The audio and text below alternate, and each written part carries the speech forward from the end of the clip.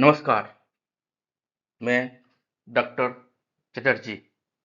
आज फिर से आया हूँ आप लोग के पास एक नया वीडियो लेकर, जो मैं लास्ट वीडियो में बोला था कि जो वीक एंड स्ट्रॉन्ग इलेक्ट्रोलाइट्स है एंड उनका जो आयनाइजेशन ऑफ इलेक्ट्रोलाइट्स है, उनका ऊपर मैं कुछ न्यूमेरिकल कराऊंगा, कुछ एमसीक्यू कराऊंगा। तो अभी अभी शायद जो मुझे फॉलो कर रहे हैं वो तो शायद थोड़ा बहुत थ्योरी पढ़ लिए होंगे कि वीक इलेक्ट्रोलाइट्स क्या है, स्ट्रॉन्ग इलेक्ट्रोलाइट्स क्या है, उनका डिग्री ऑफ आयनाइजेशन क्या है, और जो ओस्टोल डाइल्यूशन है उनका ओस्टोल डाइल्यूशन का association constant means ionization constant के साथ concentration of the electrolytes and degree of dissociation का क्या रिलेशन है, वो तो शायद आप लोग जान गए होंगे। तो प्लीज़ मुझे सपोर्ट कीजिए, आप सब्सक्राइब कीजिए मेरा चैनल, और साथ में बेल आइकन को भी प्रेस कीजिए, और शेयर कीजिए, लाइक कीजिए, कमेंट कीजिए। तो नेक्स्ट क्लास जो होगा मेरा, वो होगा एसिड्स और बेस में थ्योरी। एसिड और बेस के अंदर में आते हैं dissociation constant of acid base, उसके बाद पॉलीबेस जो मल्टीपल हाइड्रोजन है, जिसको बोलते हैं मतलब multi association constant containing electrolytes, जो है ना, पॉलीबेसिक एसिड बोलते हैं जिसको, ऑर्थो फॉस्फोरिक एसिड H3PO4। उसके बाद solubility product, solubility, very vast topic and very important topic और वेरी कंफ्यूजिंग टॉपिक, ये आयोनिक इक्विलिब्रियम। अगर आप लोग ठीक से इसको फोकस नहीं करेंगे तो आपका डिफिकल्टीज आएंगे। तो अभी जो मैं न्यूमेरिकल कराऊंगा, मैं 6 to 7 न्यूमेरिकल लेके आया हूँ आप लोग के पास, 5 to 7 न्यूमेरिकल लेके आया हूँ आप लोग के पास, डिफरेंट डिफरेंट टाइप का। तो एक न्यूमेरिकल जो एमसीक्यू जो मैं करा रहा हूँ, तो वो करने से पहले आप लोग जो वेरी फास्ट हैं, है ना, वो इस पॉज करके पहले आप आंसर को कीजिए, एमसीक्यू को कीजिए, फिर आप आंसर देखिए। और जो अभी कंटिन्यू 11th में है और पढ़ाई कर रहे हैं, वो मेरा साथ साथ पॉज करके वो एमसीक्यू को लिखो, और स्टेप बाय स्टेप मैं जैसे बोल रहा हूँ, जैसे है मेरा स्लाइड में, उसे आप आगे बढ़ सकते हैं। इसका मतलब आपका प्रैक्टिस होगा इसका, ठीक है। बुक में तो सब कुछ है, एनसीईआरटी बुक है, और भी बहुत सारा बुक है। बुक में सब कुछ है, यूट्यूब में भी बहुत कुछ मिल जाते हैं, गूगल में बहुत कुछ मिल जाते हैं, लेकिन एक प्रैक्टिस करना ये एक अलग बात है, और कड़ी मेहनत, मैं बार बार बोल रहा हूँ, मेहनत करो। ये टाइम चला जाएगा तो फिर आएगा नहीं। और मेहनत करो मतलब सिस्टमेटिक मेहनत करो। चलो, हम लोग नेक्स्ट न्यूमेरिकल में जाता हूँ, फर्स्ट न्यूमेरिकल में जाता हूँ, और कीप इन माइंड, सोच के थोड़ा। अब ये देखो न्यूमेरिकल क्या बोल रहे हैं, क्वेश्चन वन में क्या बोल रहे हैं, क्वेश्चन वन में क्या बोल रहे हैं, आप देखो क्वेश्चन वन को। बोल रहे हैं when electrolytes are dissolve in water, they dissociate into their constituent ions, है ना, सही बोल रहे हैं। जब इलेक्ट्रोलाइट डिसॉल्व होते हैं, वो उसका कॉन्स्टिट्यूट आयन, मतलब उसका जो पॉजिटिव है, और पॉजिटिव आयंस है, और नेगेटिव आयंस में वो डिसोसिएट होते हैं। The degree of dissociation of an electrolytes increases with, अब degree of dissociation of electrolytes increases with, तो कैसे डिग्री ऑफ आयनाइजेशन इंक्रीज होते हैं, आप लोग रिकॉल करो, मैं आपको समझाया था। ऑप्शन क्या है, ऑप्शन ए है increasing concentrations of the electrolytes. अगर इलेक्ट्रोलाइट्स का कॉन्सेंट्रेशन इंक्रीज हो रहे हैं, तब क्या डिग्री ऑफ डिसोसिएशन इंक्रीज होगा। मैं फिर से बता रहा हूँ, वीडियो को फास्ट मत करो, जो लोग 11th में हैं सुनो। एक ये फास्ट करोगे, आंसर देख लोगे तो कोई फायदा नहीं रहेगा, क्योंकि बुक में भी आंसर दिया रहते हैं। तो आप सुनो, और बी केयरफुली सुनो, आपको अच्छा लगेगा, एंड ये चीज आपको इन फ्यूचर में भी काम आएगा। सेकेंड ऑप्शन है decreasing concentration of the electrolytes. Electrolytes का कॉन्सेंट्रेशन अगर डिक्रीज हो रहे हैं, थर्ड है डिक्रीजिंग टेम्परेचर, एंड फोर्थ है डी है presence of substance yielding A common ion. तो ये जो फोर्थ वाला है तो होगा ही नहीं डी कॉमन आयन का। अब आप याद करो कि हाँ सर ने तो बोला था कि कॉन्सेंट्रेशन का ऊपर जो ओस्टवाल डाइल्यूशन है, अब तुमको याद ही रहेगा ओस्टवाल डाइल्यूशन थ्योरी, डाइल्यूशन है ना। जब इसीलिए मैं बार बार वो डाइल्यूशन की दो जाता, मतलब जो डाइल्यूशन वर्ड है बार बार उसी को मैं फोकस करता हूँ, है ना। क्योंकि अब देखो जो ओस्टवाल डाइल्यूशन बोलते हैं, डाइल्यूशन मतलब डिक्रीजिंग कॉन्सेंट्रेशन। अब आपको कुछ देखने का जरूरत नहीं, आपको बी को क्लिक करना है। तो ये तो ठीक है, आपको पता है कि ओस्टवाल डाइल्यूशन डाइल्यूशन टर्म है, लेकिन थ्योरी क्या बोल रहे हैं? थ्योरी बोल रहे हैं the degree of dissociation alpha of an electrolytes represent the fraction of total electrolytes molecules that dissociate to ions. तो हम लोग ओस्टवाल डाइल्यूशन क्या बोल रहे हैं? Alpha inversely proportional to concentration. मैं पहले क्लास में बोल चुका हूँ। अगर किसी का डाउट है ये वीडियो में आप पहली बार आए हो, आप इससे पहले का दो वीडियो है, मैं पहले का वीडियो जो है उसमें मैं इसके बारे में बहुत अच्छे से बोला हूँ, और फर्स्ट वीडियो है how to clear doubt, how to improve your knowledge in chemistry, how to improve your revision, how to improve your time management and where you focus, मैं सब कुछ बोला हूँ उसमें। आप लोग करो, आपका पास कैपेबिलिटी है, एबिलिटी है, इसलिए मैं आया हूँ। ओके। तो ओस्टवाल डाइल्यूशन थ्योरी क्या बोल रहे हैं? अल्फा, ये जो अल्फा है के बाई सी, तो सी जितना कम होगा डिसोसिएशन ज्यादा होगा, सी मतलब कॉन्सेंट्रेशन। तो राइट आंसर कौन सा है? आप लोग चलो क्लिक करो, B, decreasing concentration of the electrolytes. हो सके आप समझ गए होंगे, ठीक है। चलो नेक्स्ट क्वेश्चन पे जाते हैं, बट बी केयरफुल, ये इसका ऊपर बहुत सारे न्यूमेरिकल आते हैं, और डायरेक्ट ओस्टवाल नहीं बोल देंगे। और एक माइंड में रखना, डाइल्यूशन मतलब ही हो गया, क्या हो गया? डाइल्यूशन मतलब हो गया क्या? बोलो तुम लोग, बोलो क्या हो गया? डाइल्यूशन मतलब हो गया कि कॉन्सेंट्रेशन लो, और लो होगा higher degree of ionization, conductivity भी ज्यादा होते हैं। ओके। ओके, चलो next. Next question, question number 2। A monoprotic acid, मैं बार बार बोल रहा हूं, आप लोग पॉज करो, आप लोग लिखो क्वेश्चन को, फिर आप लोग सॉल्व को पॉज करके सॉल्व करो, फिर आप कंटिन्यू करो। अगर मेरा सब्सक्राइब होते हैं, क्योंकि मैं जो जान पाया कि बहुत सारे सब्सक्रिप्शन चाहिए तब जाके लाइव क्लास होगा, तब तक मैं लाइव क्लास नहीं ले सकता। मेरा बहुत इच्छा है लाइव क्लास, बहुत I am very interested to take live class every day 9 और 9:30 PM, mainly JEE and NEET का। बट अभी मैं दे नहीं सकता क्योंकि मेरे पास सब्सक्रिप्शन है नहीं। एक एक मिनिमम अमाउंट ऑफ सब्सक्रिप्शन होना चाहिए, उसके बाद ही मैं लाइव क्लास ले सकता हूँ। चलो फिलहाल कुछ नहीं, कुछ डाउट हो तो आप मुझे मैसेज कर सकते हैं, आप मुझे कमेंट में बोल सकते हैं, no problem, I will definitely help you about this. So a monoprotic acid in 1.00 molar solution is 0.01% ionized.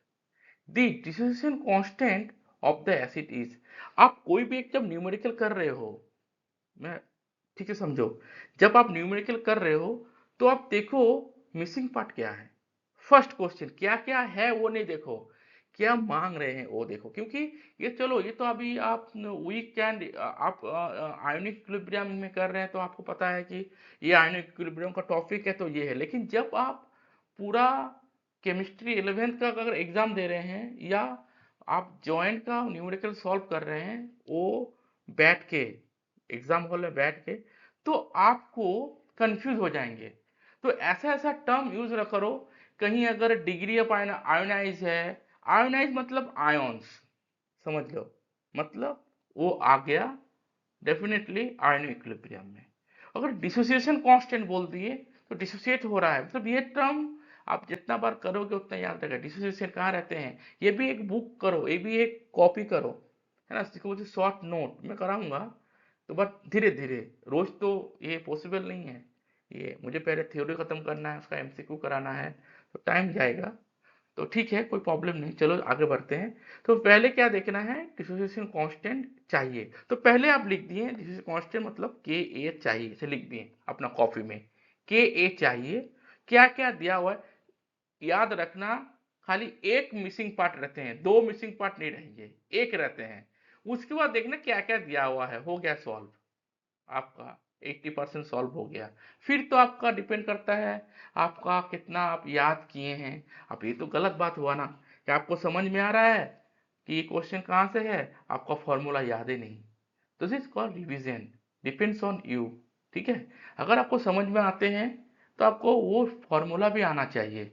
Formula आने के बाद आपका जो न्यूमेरिकल है वो भी सॉल्व होना चाहिए। तो प्रैक्टिस करना पड़ेगा आपको, हार्ड वर्किंग करना पड़ेगा आपको बहुत ज्यादा। अभी तो कुछ नहीं, मेडिकल मिलने के बाद देखना, क्योंकि मेरा मेरा बहुत सारा स्टूडेंट है जो पुणे में है, उसके बाद नागपुर नागपुर में भी है, कोल्हापुर मेडिकल कॉलेज में है। तो वो लोग से मेरा बात हुआ कि बोला कि सर बहुत चलो पीएमटी पीईटी पीएमटी तो क्लियर हो गया, लेकिन उसके बाद जो क्लासेस होते हैं सर, उसके फर्स्ट ईयर को ठीक है, सेकेंड ईयर में क्लास होने के बाद फिर से जाना, फिर से आपको मतलब वो जो करते हैं उसको पता है कि तो ये आप प्रैक्टिस करो, प्रैक्टिस रखो। ये आपको फर्स्ट एक समुंदर में आप जा रहे हो, प्रैक्टिस करो, अपने आप को डेवलप करो। ठीक है, जितना अपने आप को आप डेवलप करोगे उतना आप आगे जाओगे। ठीक है, ये this is for you only, not for your parents. किसी के लिए नहीं है जो बोलता है ना मैं माँ बाप के लिए कर रहा हूँ, मैं इसके लिए कर रहा हूँ, कुछ नहीं, तुम अपने के लिए कर रहे हो। तुम अपने के लिए कर रहे हो, माँ बाप तो जिंदगी जी लिया, अभी तुम अपने के लिए कर रहे हो, तो अपने के लिए करो और आगे बढ़ो। तो ये है, कंसंट्रेशन भी दिया हुआ है देखो, 1.00 molar solution, and degree of ionization भी दिया हुआ है। देखो इधर आयोनाइज बोला है, degree of ionization. So simple, मैं वो फॉर्मूला याद करूंगा, क्या फॉर्मूला है वो, एक ही फॉर्मूला है, सर ने बोला था के a equal to alpha square सी, है ना, ये मैं बोला था।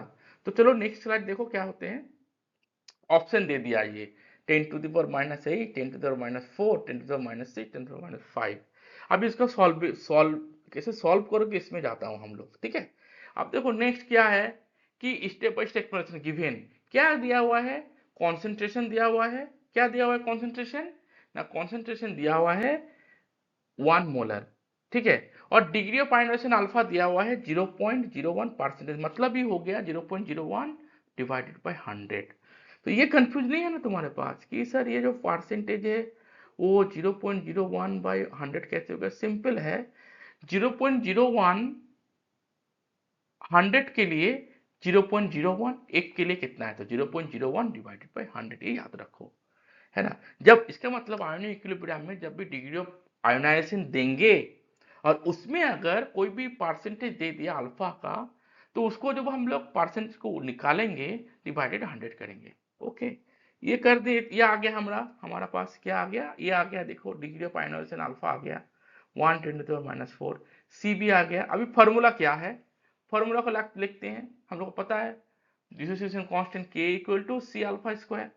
अभी क्या है उसको बैठा देंगे दोनों को, है ना, के ए इक्वल टू 1 मतलब ये है 1 मोलर, ये जो सी है 1 मोलर करके 1 × 10⁻⁴/2, ये हो गया। अभी ये पता है ना आपको, 10⁻⁴ होल स्क्वायर करने से -8 आते हैं, सिंपल बात है। 10⁻⁴ इंटू 10⁻⁴ करो, जब स्क्वायर, जब टू दी पावर का दो इंटू होते हैं तो पावर जो है वो ऐड हो जाते हैं, तो -4 प्लस -4 हो गया ना -8, ये याद रखो। तो आंसर क्या होगा इसमें, करेक्ट आंसर इज ए, क्या होगा, ए, 10⁻⁻8।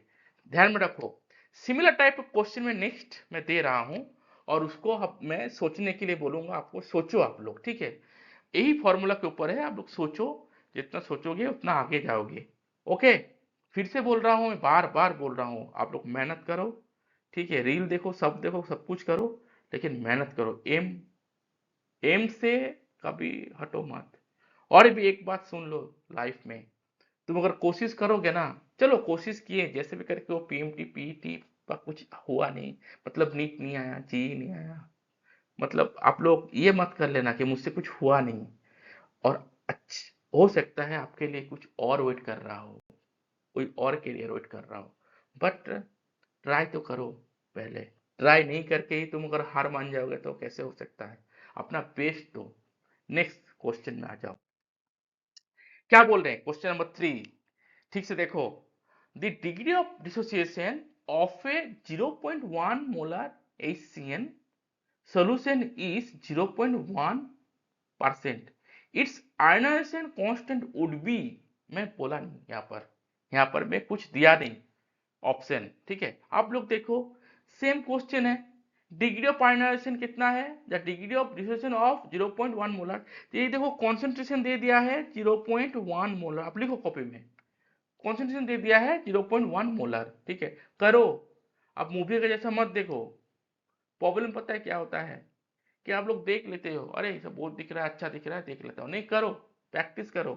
हाथ पेन रखो, पेन को हाथ करो, ऐसा नहीं, देखो, लिखो, लिखो, जितना लिखोगे उतना क्लियर होगा। देखने से नहीं होगा, भूल जाओगे।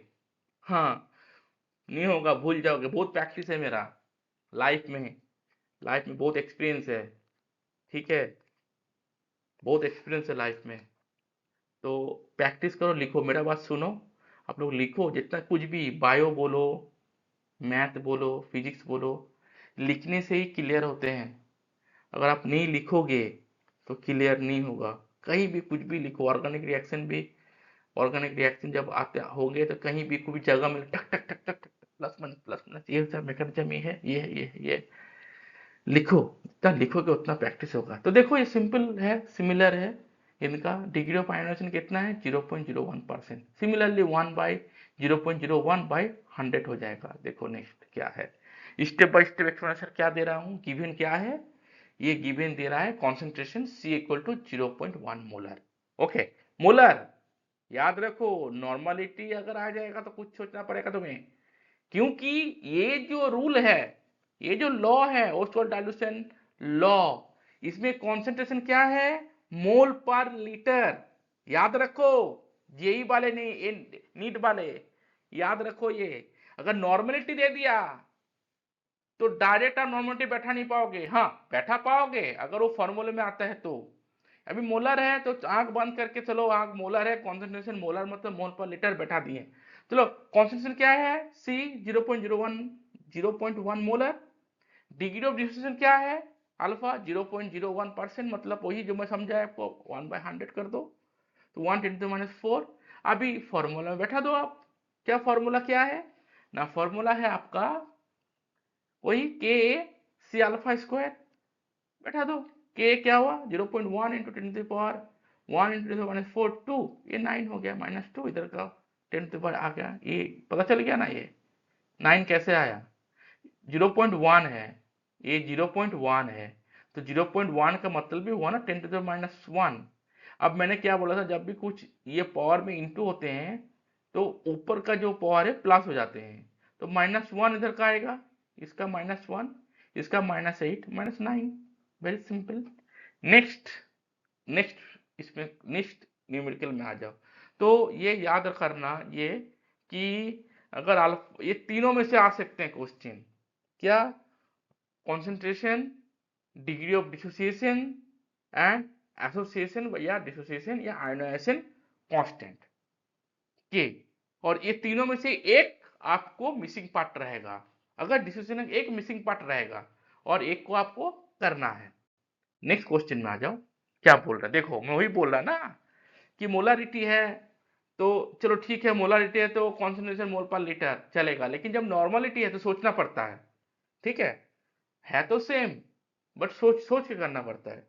क्या बोल रहा है, find the degree of dissociation alpha of 0.1 normal acetic acid solution if its dissociation constant Ka 1 × 10⁻⁵। यहाँ पर कौन सा मिसिंग पार्ट है, देखो अल्फा को चाहिए, इसको find the degree of dissociation, alpha निकालना है, अल्फा, अल्फा निकालना है आपको, ठीक है। कि कॉन्सेंट्रेशन क्या है, 0.1 नॉर्मल, कॉन्सेंट्रेशन, और यहाँ पर डिस्ट्रीब्यूशन कांस्टेंट क्या है ना, 1 इंटू 10⁻⁻5। अब देखो आप लोग बोथ को क्या करेगा, वो तो सही है, जो करोगे वो सही है, मैं बता रहा हूं क्या करेगा बोथ को। हाँ, बोथ को क्या करेगा, अगर वो ठीक से देखा नहीं है, वो सिंपल करेगा और 0.1 नॉर्मल को 0.1 मोलर कर देगा, इसमें तो हो जाएगा, क्योंकि ये तो मोनोपोटिक है, ये तो हो जाएगा इसमें से तीसरा बोला है। तो आप लोग को ना जब नॉर्मलिटी देगा ना, तो आपको देखना पड़ेगा कौन सा एसिड यूज कर रहे हैं, और वो हम लोग मोलारिटी में लिख सकता हो कि नहीं, मैं बताऊंगा, वेट करो, मैं बताऊंगा, वेट करो। हाँ मुझे पता है, तो आप खींच ले रहे हो, लेकिन चलो सब्सक्राइब कर दो, इतना मेहनत कर रहा हूँ आप लोग के लिए, है ना, इतना मेहनत कर रहा हूँ आप लोग के लिए। ऑफलाइन भी चलता है मेरा क्लासेस, बट थोड़ा ऑनलाइन भी दिखाना है ना, तो ऑफलाइन में और भी डिटेल्स देता हूँ और भी प्रैक्टिस कराता हूँ, है, फेस टू फेस इंटरेक्शन होता है। तो कर लो, आप लोग सब्सक्राइब कर लो, सपोर्ट करो मुझे। तो कल भी आऊँगा एसिड बेस लेके, थ्योरी, बहुत इंपॉर्टेंट टॉपिक है एसिड बेस, हाँ, solubility product, very very important आपका, बहुत बहुत इंपॉर्टेंट है, चलेगा ये थ्योरी थोड़ा एसिड बेस का। अभी इसमें आ जाओ, 0.1 नॉर्मल है, तो फिलहाल मैं तो कॉन्सेंट्रेशन लिख रहा हूँ 0.1 नॉर्मल, फिलहाल कॉन्सेंट्रेशन लिख रहा हूँ 0.1 नॉर्मल एसिटिक एसिड, ओके। और डिसोसिएशन कांस्टेंट में नीचे लिखा Ka equal to 1 into 10⁻⁵। Next क्या है, नेक्स्ट है मैं जो बोला, नेक्स्ट में लिख दिया Ka इक्वल टू 1 इंटू 10⁻⁵, सी लिख दिया 0.1 नॉर्मल इक्वल टू 0.1 मोलर। क्यों लिखा, क्योंकि क्योंकि हमें पता है एक फॉर्मूला, नॉर्मलिटी देखो ऐसा कोई नहीं समझाएगा, एक एक न्यूमेरिकल में क्या क्या आते हैं, यही मेरा रहेगा प्लान, कि आप लोग को दिमाग में एक चीज घुस जाए और आप भूलो मत, ऐसे भी आप जो प्रॉब्लम सॉल्व करोगे ना, प्रॉब्लम सॉल्व करने का यही ये है कि प्रॉब्लम सॉल्व मत कर लो, प्रॉब्लम में अगर कहीं अटक रहे हो, आपको आपको देख लेना कि उसका थ्योरी में आपका थोड़ा प्रॉब्लम है, तो प्रॉब्लम में जब अटक रहे हो ना, उनका पीछे थ्योरी पढ़ लो या वही कॉपी में कर लो थ्योरी, और उसका रिलेटेड कुछ भी नॉलेज हो वो लिख लो, जैसे कि इसका अभी जो ये मैं पढ़ाया, इसमें क्या बोल रहा है 0.1 नॉर्मल, जो मोलर होता चलो ठीक है, मोल पर लीटर नॉर्मल है, तो रिलेशन क्या है, ऐसे तो मैं लिख नहीं दिया ना, सी इक्वल टू 0.1 नॉर्मल, पहला स्टेप में C equal to 0.1 normal equal to 0.1 molar, ऐसे तो मैं नहीं लिख दिया, कुछ तो है उसमें लिखने का वजह, कुछ तो है, तो क्या है ना, हम लोग को पता है normality equal to molarity into N factor, याद रखना है।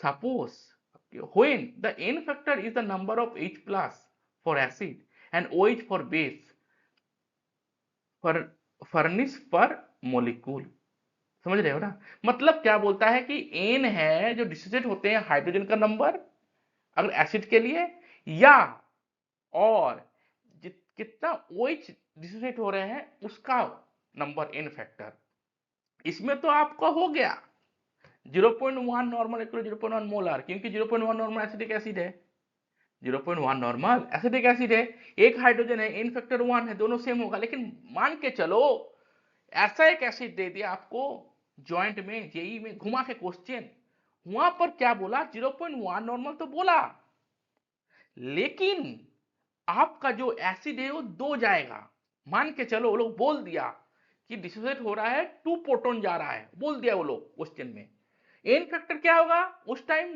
2, अगर एन फैक्टर 2 हुआ तो क्या होगा, normality equal to molarity into 2, तो जो 2 को एन का से डिवाइडेड हो जाएगा वो होगा मोलरिटी, अगर आपका ये आप उस टाइम ये दिमाग में नहीं रहेगा, पूरा क्वेश्चन गलत।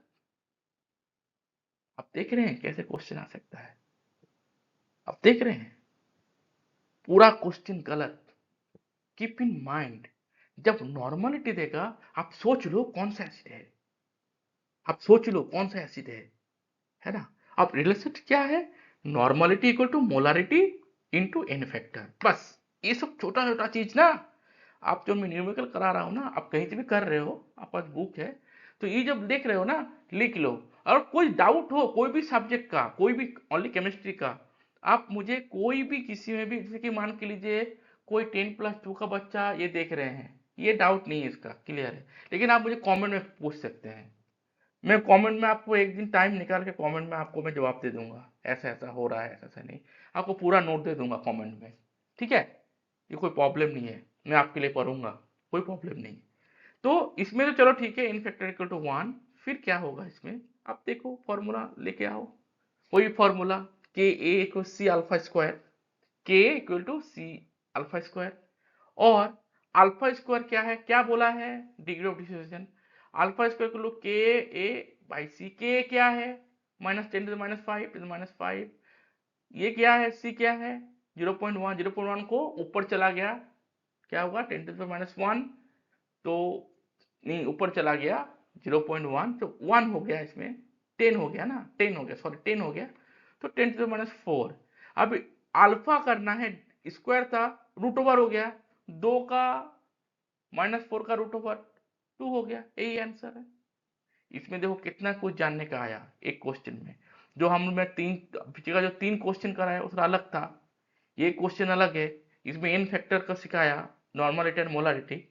तो ऐसा करते करते आप लोग को मैं देते रहूंगा, आप लोग टेंशन मत लो।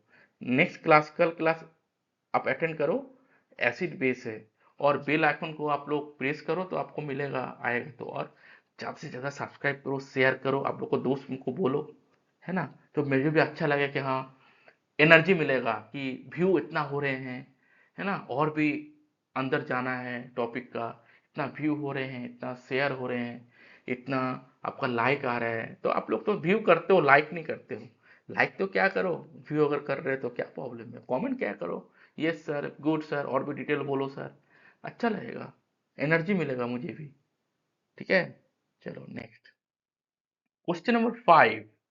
क्वेश्चन नंबर 5 क्या है कि 0.2 molar solution of formic acid is ionized 3.2%, calculate its ionization constant. Very simple, आप लोग करो, ये आप लोग कर पाओगे, आप लोग करो, आप लोग कर पाओगे, कोशिश करो।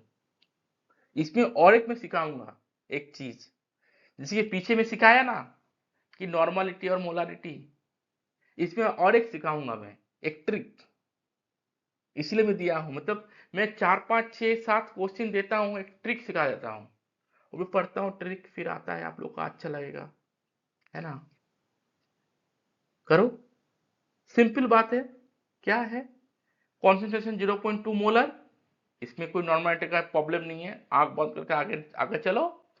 अल्फा क्या है 3.2, सर ने बोला था 3.2 बाई 100 कर दो, 0.032 हो गया। अभी क्या निकालना है, ionization constant, ionization constant equal to C alpha square, देखो सी अल्फा स्क्वायर आ गया, सी अल्फा स्क्वायर आया। अब तो सी अल्फा स्क्वायर आ गया, अब नेक्स्ट करो, बैठा दो, के ए 0.2 इंटू, है ना, 0.2 मोलर है, इंटू 0.032 होल स्क्वायर, इसको होल स्क्वायर करना है, फिर 0.2 से करना, अरे बाप रे बाप, ये तो बहुत लेंदी है।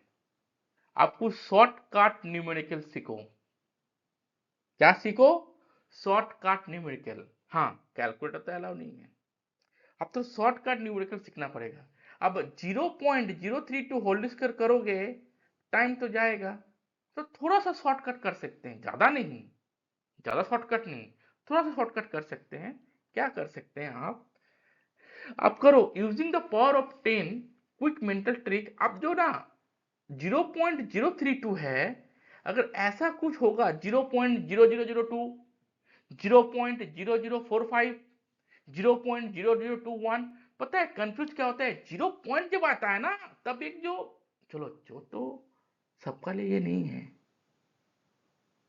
जो है, जिसका जो क्लियर है वो क्लियर है, और जिसका क्लियर नहीं है उसका नहीं है, उसको करना पड़ेगा, होता है, कभी कभी होता है, कभी कभी कछुआ भी जीत जाते हैं बेटा, तो ऐसा मत सोचो कि तुम खरगोश हो, खरगोश हो तो सोना मत, कछुआ बनो, चलते रहो चलते रहो चलते रहो।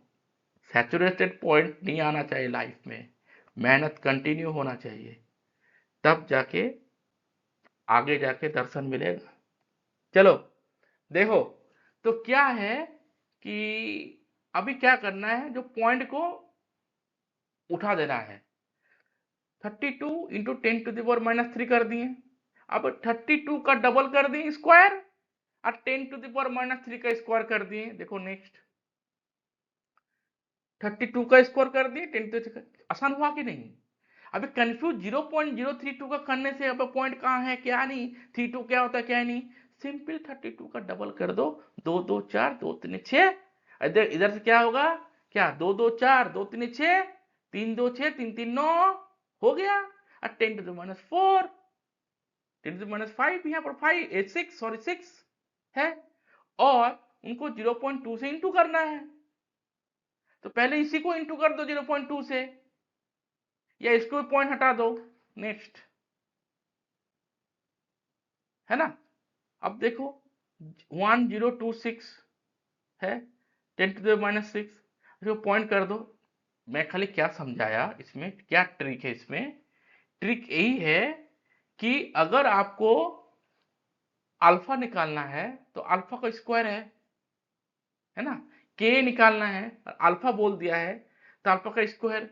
वहां पर भी, वहां पर ना पता है क्या होता है, ज्वाइंट का जो क्वेश्चन सेटअप है जेई का या नीट का, वो लोग ना टाइम वेस्ट कराते हैं बच्चे से। टाइम वेस्ट कराओ इसको, टाइम मैनेजमेंट, टाइम वेस्ट कराओ।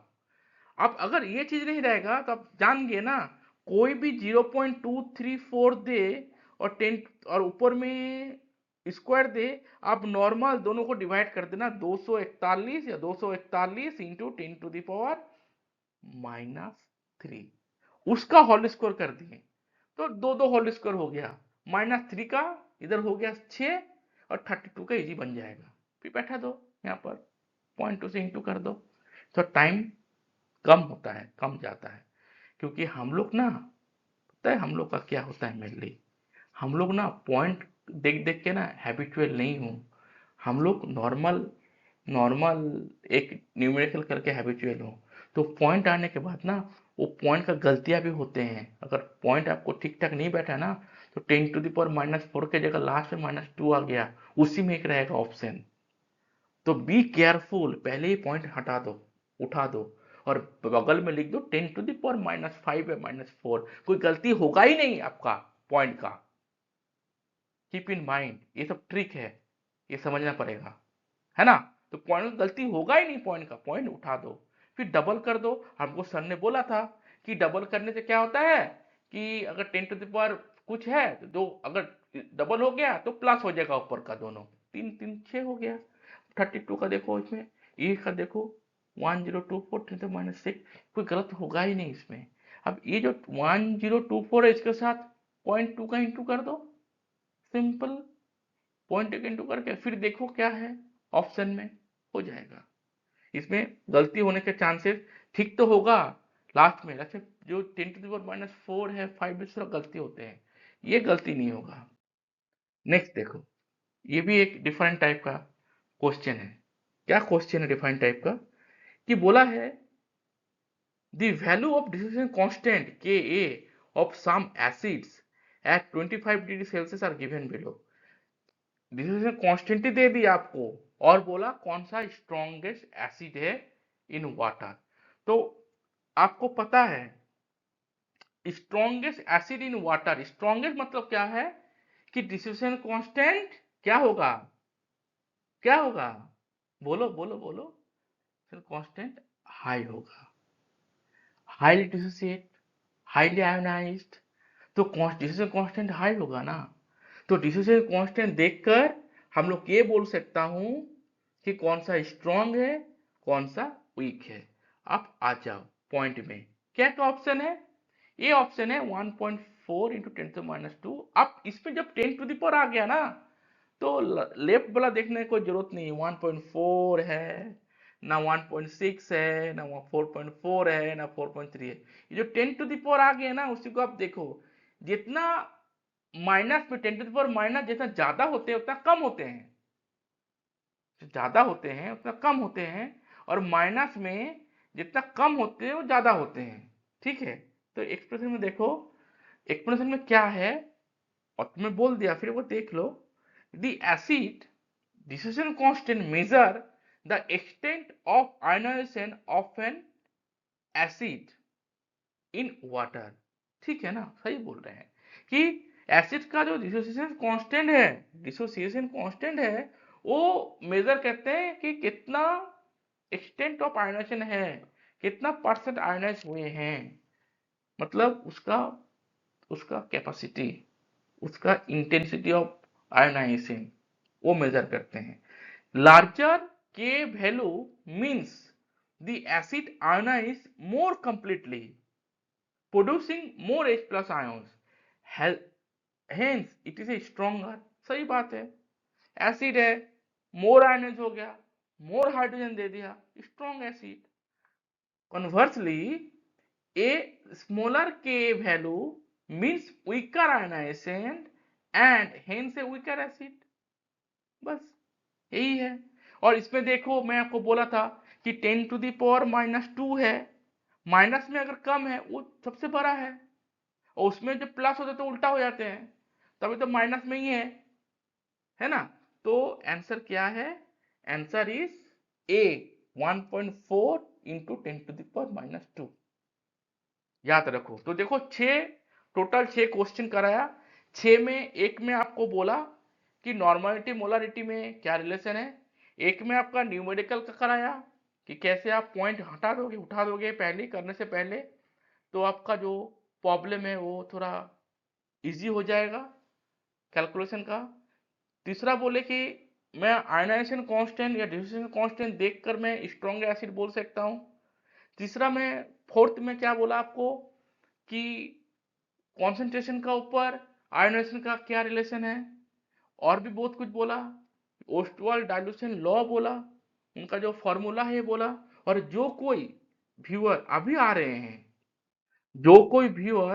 रहे हैं, वो मेरा पीछे जो स्लाइड जो फर्स्ट सेकंड वीडियो है, वो जो स्ट्रॉन्ग एंड वीक इलेक्ट्रोलाइट्स के ऊपर, वो आप देख लो, फिर आप करो। और चलिए आज के लिए इतना ही, फिर मुलाकात होंगे कल। और मुझे सपोर्ट कीजिए, सब्सक्राइब कीजिए, लाइक कीजिए, कमेंट कीजिए, बेल आइकॉन प्रेस कीजिए। चलो, बेस्ट ऑफ लक। बहुत मेहनत करो, वही मेरा एक डायलॉग है, बहुत मेहनत करो, और खाली मेहनत करो। कुछ समझ में नहीं आ रहा है, बार बार पढ़ो, वही बुक लेके पढ़ो, बार बार पढ़ो, क्लियर हो जाएगा। चलो ठीक है, बाय, बेस्ट ऑफ लक।